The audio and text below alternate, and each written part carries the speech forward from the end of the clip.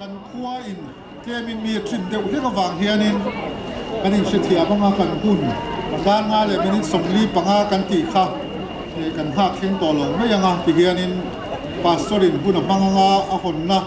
ให้ตะจังเฮียนกันในจูไม่โดนนี่ปาสโตรินเราโซ่มั้ง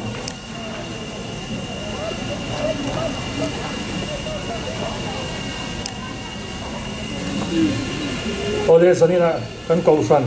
เซนเทนารีหุ่นลงตักไม่ปะเทียนินมินช่วยเถอะเฮหุนอาเฮียนมิตินินลัลปาลำเอ็นซุงินริมเลลงตักเฮหุนฮีมันตุมเชวังอูปะเทียนสิไปอิบุกังอูआज रात परमेश्वर ने हम लोग को अगुवाई करके हम लोग का कलेशिया का सेंटेनरी उत्सव हम लोग शुरू करने जा रहा है इसलिए इस पवित्र समय में हम लोग परमेश्वर की तरफ देख के खुशी से परमेश्वर की स्तुति करके ये समय हम लोग बिताने की कोशिश करने से बहुत अच्छा होगा। आइए परमेश्वर की आराधना करके उसका पवित्र वचन सुनते हैं। ओ लल्पा रोपुई नते थिलती थे नते सोई मोई नते ने नते लल नते ही तानिया लेले वाना ओमजों सों ही तानिसिया ओ लल्पा रमसुई तानियाมีทรงทรงอัศนุงเบรินีอาเมนปะเทียนทุ่งไอทักสุนสมิลารำทรงทรงเตอูลัลปาซอยโมอินลิมตะกินอาวรูลมสุงินลัลปารองบอลอุลาลาสัสุงินอามาลูกัลรูลัลปานัทูมัลสอมโรเซอาเมนปะเทียนมาคูนินอิจงใจอูโอกันลัลปาเลกันปะเทียนจันินหุนลอมมตะกาเฮียนกันเกาชันเซนตินารีอิชัดนะอาซาระนั่งอินมินช่วยเถอะลมดาหุนชัตักไม่ใช่ปุยเลงการะนั่งอินมินเสียมสักที่ลมถูกกันช่วยละเจทินลุงตะกันนังมาฝักเล็ดซอยมวยไทยตูรินลัลปากของไอ้ตะเกียนนังมันมินปุยังเจเกยมานี่มายอินกีหิมกันดูละวะนังมาเนี่ยนะอินโพลน่าจังอลมนั่นแหละหิมน่ะตักกันมาโมะอีฟ้าป่าอีสัวคริสต์ฉันดำตู้สุกันเฮน่ะเราเจงเสละสาราวเทียงหิมมินตินุงตู้โพลทาร์นังเอสุกันดูน่าเราหลังรถเซกันป้าปะเทียนไม่นะชวนนี่เขาฟันเขาจะมินฟัวคอมเสละไม่นั่นแหละไล่นัดนัดเตะชัดนัดเตะกันนู่นน่ะเราปาดสวัสดีนานกิสาราวเทียงหิมทิวตีเทนามินเซนสุลามินอมปุยะมินกายช่วยตูรินกุตาตูนหุ่นอาเฮียนกันนนินโคลตีเรกันโปรแกรมส่งเตนังอินลินมันปุยละขดลางเลยเขาฟันอาจจะบ่อยนั่นแหละหันสันอาจจะอมละวะล่วงตะกันมันเทนานอีกของไอ้ในเลยชัดนะกันวันดีลเชนีแต่หิมินสันดำตุกันลัลปาอิสุคริสตามินกันวันดีเลยอาเมนโอเลตุนาเฮียนกันเซนเทนารีในเดตนะตีเอ็นนะหุ่นกันบ้างนะกันเซนเทนารีหุ่นหุ่นนะตุนาเฮียนเกย์เรเวนลัลโซเลียนวาเตเฮียนพรีสบิเทเรียนเขาฟันฮาฟลงเซนเทนารีลมนะหุ่นฮีปาเลฟปาเลชาราวเทียงลิงหิงินกับฮงเอ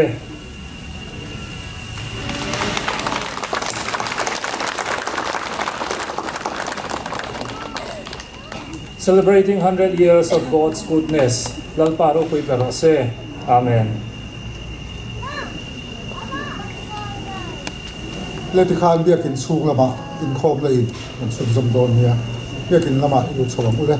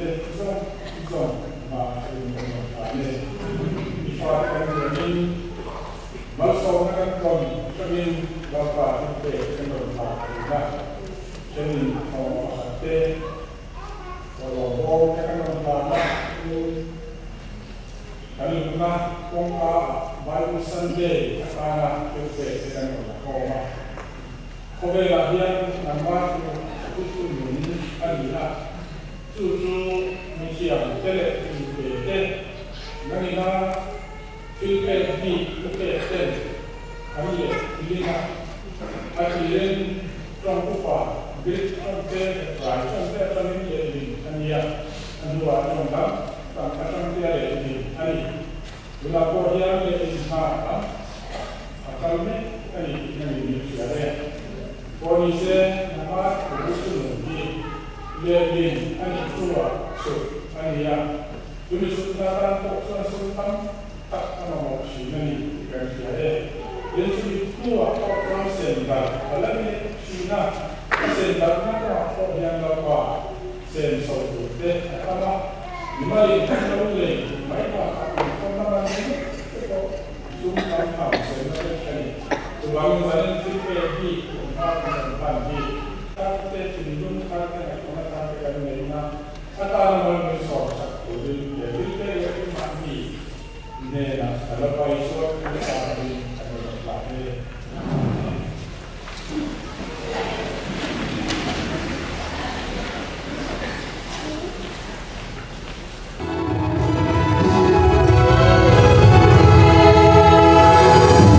Oh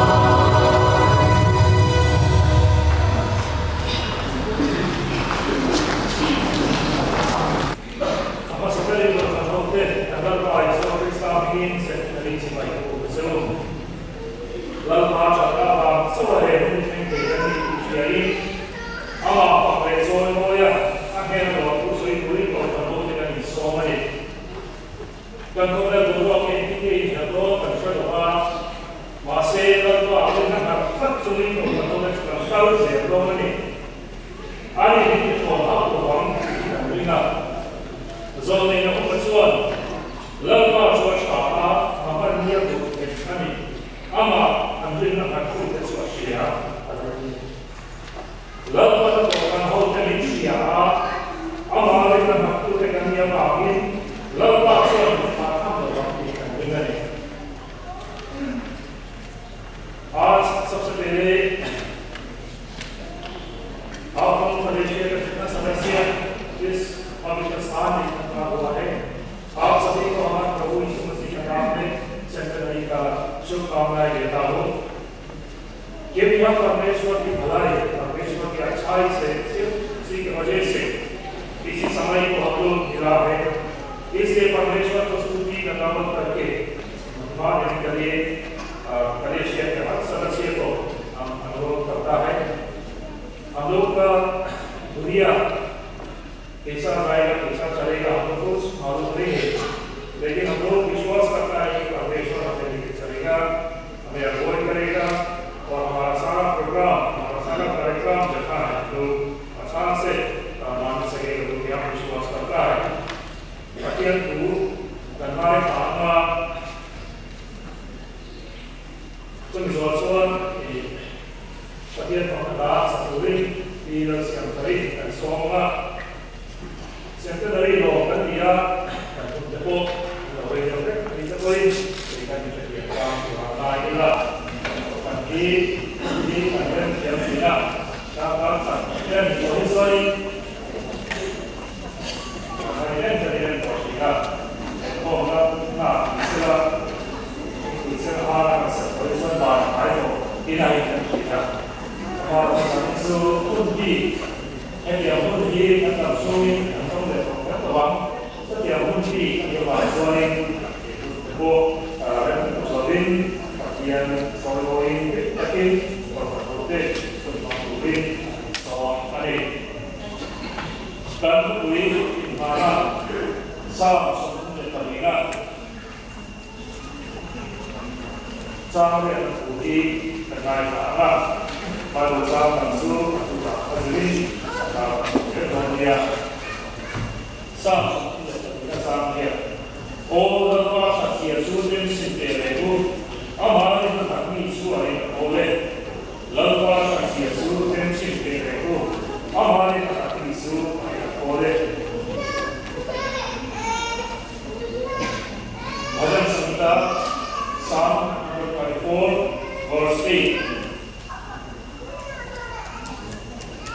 और कर देखो कि यहोवा कैसा भला है, क्या ही धन्य है वो पुरुष जो उसकी शरण लेता है। और कर देखो कि यहोवा कैसा भला है, और कर देखो कि यहोवा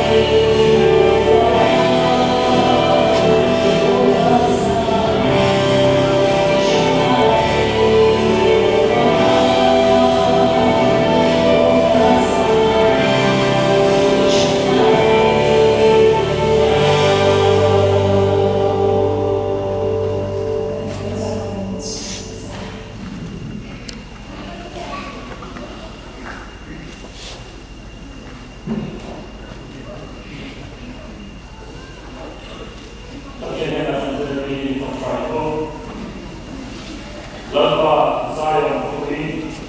Hum Take Out Again Koi Terkira Bagi Kau Bukan Cute Itu Bukan Mereka Kau Bagi Kau Bagi Kuri Panguri Kau Bukan Cute Saya Lalpa Kau Kan Centenary Kau Nakun Kau Tinggal Siapa Itu adalah Coba Yang Kita Jadi Centenary Itu Lalpa Sakha Yang Saya lihat tulisan sama apa lalu satu itu rahasia tadi ini dari apa dia dia itu terbaik satu orang sampai malu ini bersama lalu saya dengan dalam itu saya dimani kurang disiap kurang saya जैसा सबको मालूम है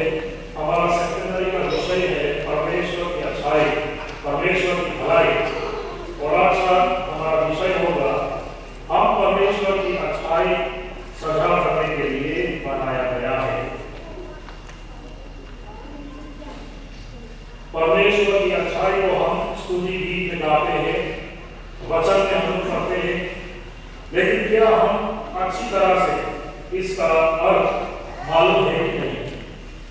बाइबल हमें बताता है कि अच्छाई परमेश्वर का एक चरित्र है लेकिन हम लोग अपूर्ण मनुष्य इस अपूर्ण संसार में जिसको भी अच्छा कहते हैं उसमें कुछ न कुछ कमी होता है लेकिन परमेश्वर उत्तम है वो परिपूर्ण अच्छाई से भरपूर है उसमें कोई भी कमी नहीं है लेकिन जो कोई नहीं हो उसका चरित्र हम उसका कार्य से मालूम होते हैं उसका काम से इसलिए हम लोग परमेश्वर की अच्छाई को भी उसका कार्य से उसका काम से परमेश्वर के काम से उनको मालूम होता है बाइबल में किस तरह परमेश्वर की अच्छाई उसका कार्य से दिखाई देता है हमें अच्छी तरह से दिखाई देता है अगर हम लोग जेनेसिस चैप्टर 1 वर्स 26 और 27 पढ़ेंगे तो हमें ये मालूम होता है कि हम मनुष्य को अपना रूप में परमेश्वर ने बनाया है परमेश्वर का रूप में हम परमेश्वर ने अपना रूप में हम लोग को बनाया इसका मतलब ये नहीं है कि हमारा और परमेश्वर का भी शरीर समानता रूप का मतलब है परमेश्वर का चरित्र हमने इसलिए हम परमेश्वर की अच्छाई सजा करने के लिए उसको शेयर करने के लिए परमेश्वर की अच्छाई को शेयर करने के लिए उसका रूप में बनाया गया है लेकिन क्योंकि हम पाप में गिरे इसलिए हम जो अच्छाई हमने जो अच्छाई है जो परमेश्वर का रूप है वो भी नष्ट हो गया परंतु परमेश्वर ने अपना एक लोका पुत्र प्रभु यीशु मसीह को इस संसार में भेजा और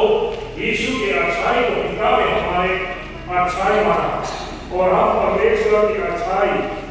शेयर करने के लिए सजा करने के लिए उसका लाइफ हम लोग फिर से बना चाहते हैं सेंटिनरी मानने वाला हम लोग परीक्षा के सदस्य इस तरह इस परमेश्वर की अच्छाई भलाई को हम लोग साझी करेंगे पुराना नियम में जब यहूदी लोग जुबिली का साल मनाते थे तब वो दासों और वो यहूदी जो अपना कर्ज नहीं चुका सकते हैं उनको छुड़ाते थे और वो एक साथ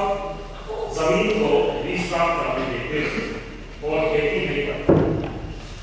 हमारा आसपास पाप से छुटकारा देने की जरूरत हो लोग हैं शैतान में हथकड़ी में नाके रखने वाला हो लोग हैं आज के मनुष्य ने अपना आराम के लिए इस धरती को इतना शोषण किया कि हमारा धरती बर्बादी की ओर जा रहा है इसलिए हमारे सेंटिनरी के दौरान हमें ये सोचना है कि हम परमेश्वर की अच्छाई साझी करके वाणी को कैसे छुटकारा दिलाएं सुसमाचार प्रचार करने में हमें नया कदम इस सेंटिनरी से लेना बहुत आवश्यक है हम किस तरह बर्बादी की ओर चलने वाला इस धरती को हम कैसा बचाएगा हमें नया सोच विचार लेना बहुत जरूरी है तब हमारा सेंटिनरी एक सफल सेंटिनरी एक हमारा सारा कार्यक्रम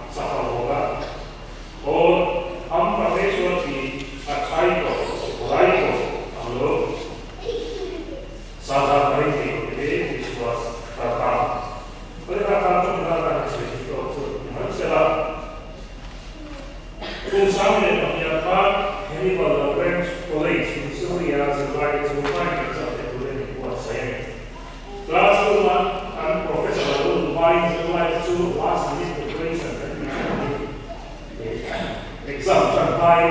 anh sẽ lai cái device nó bị mua không ạ cho là một cái sự là sự đầu tiên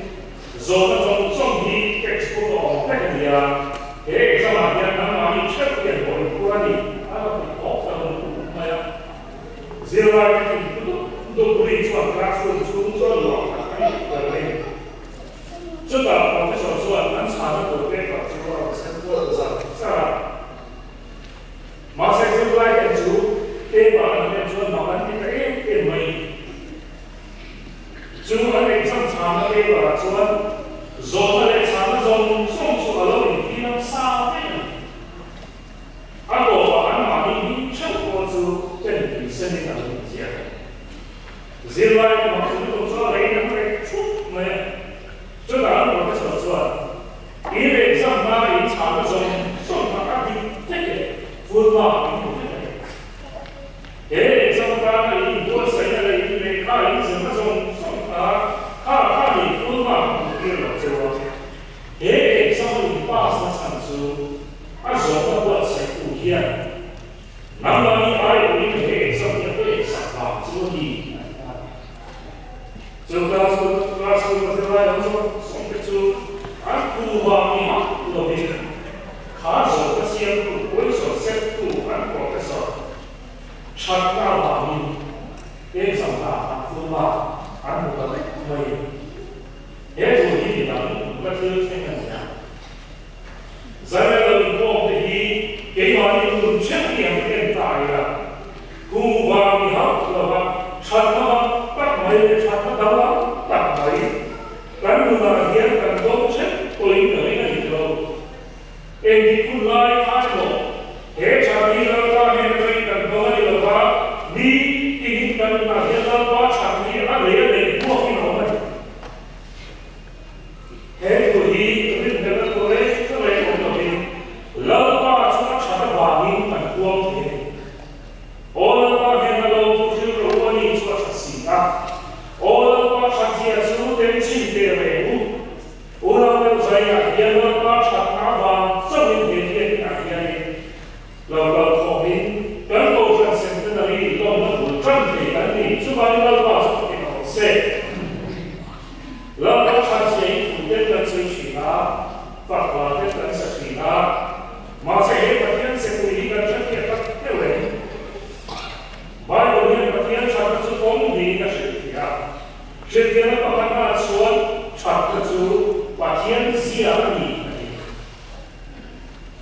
把你那说传得出了，把天地那谁，上下手我的张手的朋友说把天主张所以能追查天查一个的，把天查的是天大，公理上界图片，能打哪些也会。上手，我上手，我也能打。那么说的话说，把天这方面的是嘛，把天查那看，那你接着看，能去查你。嘛说人方平路，查高路，飞高路嘞，飞红路，把天方平查方平，摸一方平。人话说，查那是天，他的分手是天查那是天给你的是说查那你别走白线，这个天呢说说很高，别干嘛过了，往上打上，经常但是把看你没有了话说。就查那里说的，就说你的历史往谁走？你的天长地，你把它叫了，如果查通了，就是天的地。你甚至说天当查你们谁去你就不了对？给我过来说，你还查给把给路你也不要查，这先查你们谁去？马上给我来查别的谁说送给你。phong kín đầu sản phẩm cơ lai này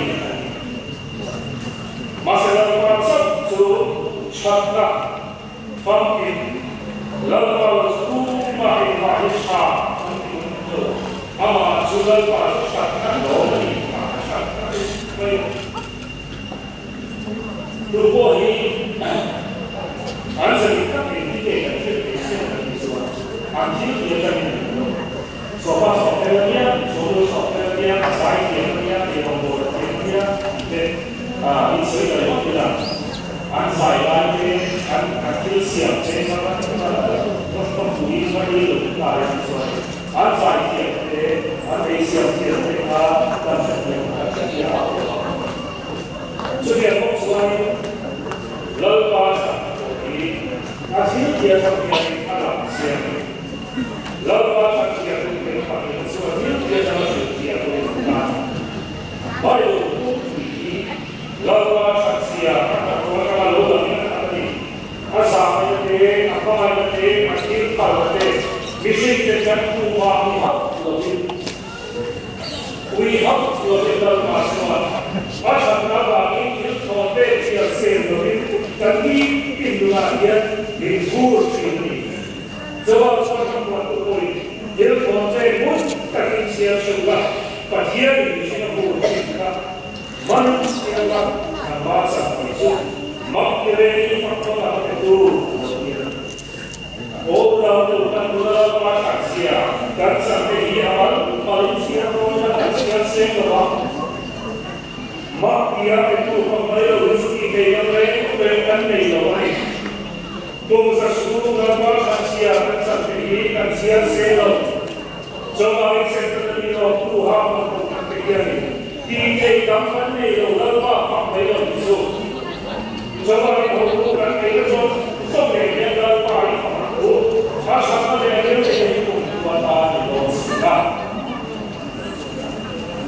Satu cerita, lepas dia, amat susah kasih dia kan, itu boleh. Akhir dia ada kosong, apa? Jelas, ada itu kosong, apa ini? Kalau teknologi, jadi bukan sahaja itu, sesuatu seksual. Isinya sebagian polisi yang kami tulis. Lagi juga semua polisi yang nampak sampai polisi yang nampak. Bagian polisi yang kami ini tak sebagian pun mereka akan dia bagian yang berikan kita kami sebab kami dia siapa yang bagian sekali waktu ini siapa awal ini di Pak Indonesia sebab ini bagian polisi yang kami bagian sakala bagian sakta siapa ini yang terus bagian kandang bagian sakta cabang visual later semua dilangsung semua ini Asal itu ini siapa? Masih jadi untuk kasus sekalian soal bising kesuat. Kembali ini lama di waktu era ini suara bising kesuat itu kami kembali soal ini siapa dia semua kembali masuk dia diposoi semua ejong dan kita. Jawab orang soal tu mahu kita mereka ngomong pakar bahasa tu mahu dia mereka ngomong dia suka itu kan sama kita. Presiden yang mengapa dia sedikit jauh kalau itu sedikit masuk suara kita itu bagian dari siap kami itu mulai suara itu selain yang sebab mereka bagian dan pemain dalam kesalahan akan dia mereka harus semua chia được cả và chia sẻ các cho cô chú thì chia được cả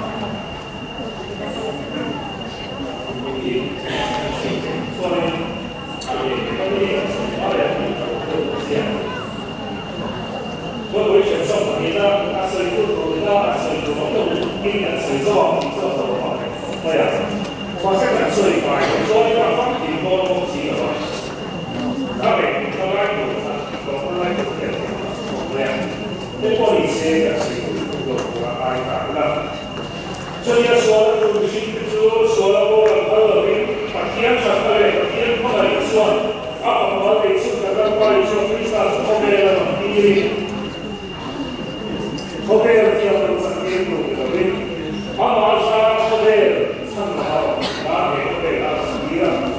Awal suku orang yang orang sekolah kita esok kalau dia lain esok kita tengah esok hotel kalau satu orang kami ke esok untuk kita kita kita hotel nak jauh dia kami kita satu jauh dia kami Krista satu selalu satu tahun lepas se Krista sama Krista untuk boleh kau dibuka sama saya ini sendiri dia siapa kalau kita jadi kita sudah sih sama dia lagi kita perlu dia bilang dia tak siap kalau kita masih kalau satu sama ini lagi kita ni Asia bukan dunia Asia, tapi aku ni apa kita sudah berjumpa. Justru dari nabi Muhammad, ekspedisi kita sama ini, jelaslah kita Krista Yesus Masia ini apa tujuan dan misinya. So jelaslah kita untuk dia apa sebab ini. Oh justru kan kita kalau kita Akhirnya pasti amalan bui, akan做回顾的，有些说送的什么，那是属于什么上面的对，那些不是做法，一方面做的，把天天让天主啊，想的你的主，说的话，一切别的都不是，最少一说做就这样把我你，阿弟那个半年过身上，那你别差不多。我承诺你的主，顺从他，想法他的明白。现在一方面他一样，老板才是今年的状元大。天上这个我们老板我承诺他的明白。现在现在一方面老板我承诺他，当你天上的这个我们这个。Dan sebenarnya juga dia bukan dulu semua aluan suatu saya ini kalau kemudian dan kalau ini kalau saya sebenarnya bukan kalau ini luar suatu ini kalau dan luar suatu sebagian hal untuk bahasa amen Lalu seluruh dunia dan sebenarnya kalau kita buat suatu sebagian kalau kalau sampai apa sebenarnya ini sebenarnya itu kita loh所以也把这反面的有的这些反面产对反面反馈对外国的可以做就是对他处理活动的说呢，也处理我说不管没人的说的话，给他让他手把对出，另外一种顺便把是在这个泰国上。Salah satu yang kita dalam ini sudah diingat. Ini waktu sebelum kita apa ambil dengan kami kalau sesuatu Hãy subscribe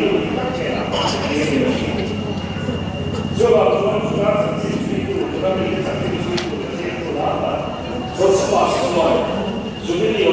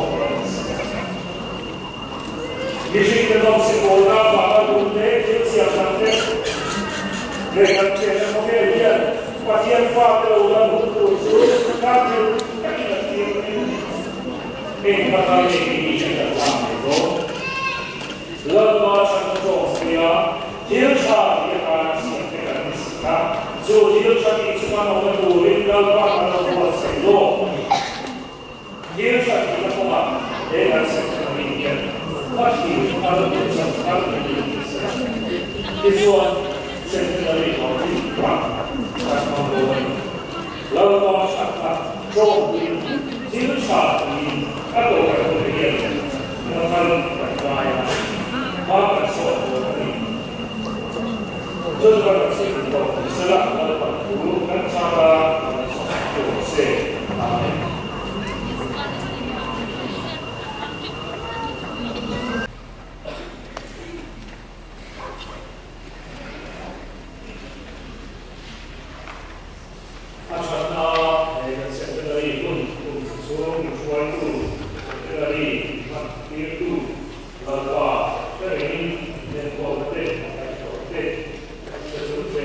Mì Gõ để không bỏ lỡ